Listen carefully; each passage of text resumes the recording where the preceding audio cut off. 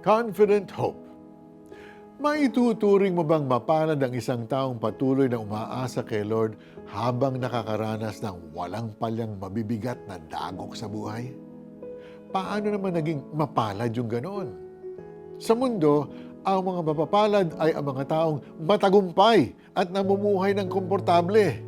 Mga tao na kahit may mga problema, they still have all the resources, the time, and the energy to make it in life. But actually, according to God's word, blessed are those whose help is the God of Jacob, whose hope is in the Lord their God. Zaira is a woman of God who has a rare autoimmune disease. A few years ago, inakala nila na hindi na siya magtatagal.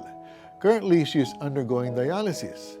Maraming medical treatments na ang pinagdaanan ng katawan niya, pero kitang-kita sa kanya na buong puso siyang umaasa at nagtitiwala sa Panginoong Hesus.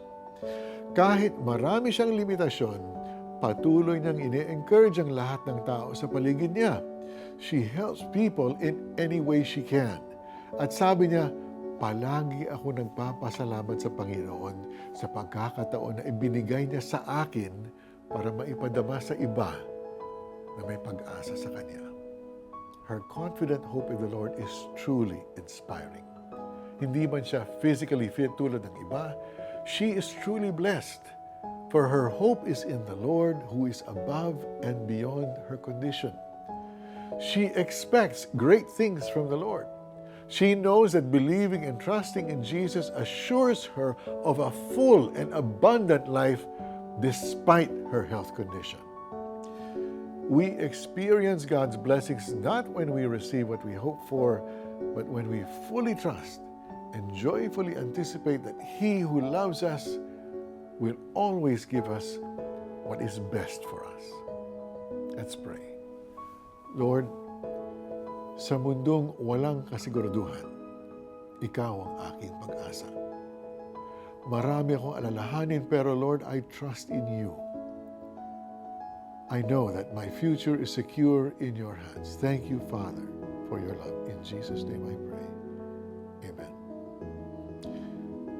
Tawagan mo ang isang tao na minsan nagpaalala sa iyo to confidently hope in God. Pasalamatan at ipanalangin mo siya.